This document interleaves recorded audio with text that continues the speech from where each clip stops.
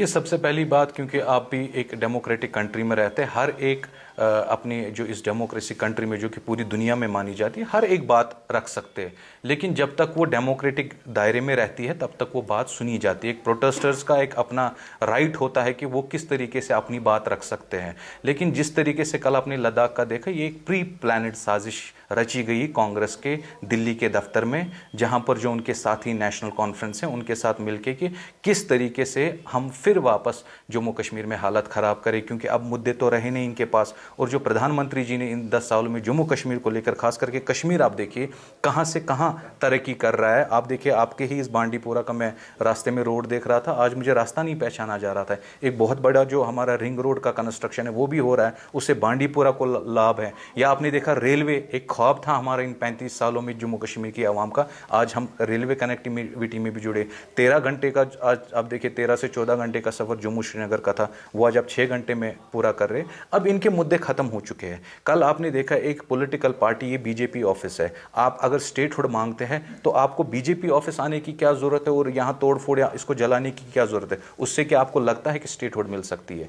बात रख सकते हैं, लेकिन एक सोची समझी साजिश के तहत कल आपने देखा कांग्रेस के लीडर उस प्रोटेस्ट को लीड कर रहे थे। और अफसोस का मकाम आप देखिए, हमारे चीफ मिनिस्टर उमर अब्दुल्ला साहब उस चीज़ को जस्टिफाई कर रहे। आपने देखा होगा कि आज तक लद्दाखी जो माना जाता है वो हिंसा पे यकीन करने वाला नहीं है, वो एक सीधा साधा इंसान है, डेवलपमेंट पे यकीन रखता है, अपने काम पे यकीन रखता है, और वर्ल्ड रिकॉग्नाइजेशन हमारे लद्दाख को मिल रही है। लेकिन कल आपने देखा वही 10 साल पुरानी वाली तस्वीर जो हमारे कश्मीर में कभी होती थी, कल आपने देखा कि वो हमारे लद्दाख में देखने को मिली। तो कहीं ना कहीं आप समझ सकते हैं कि कांग्रेस दौर जो पिछले 70 साल का कश्मीर में रहा, तो कितनी कोशिश की गई ऐसे हिंसाओं को, ऐसे पथराव करने वालों को भड़काया जाता था। और आज इन 10 सालों में क्यों हमारे कब्रिस्तानों पे ताले लगे? आज क्यों कोई खुदा ना करे कोई नौजवान मारा जाता, या हमारे जम्मू कश्मीर पुलिस या पैरामिलिट्री फोर्स का?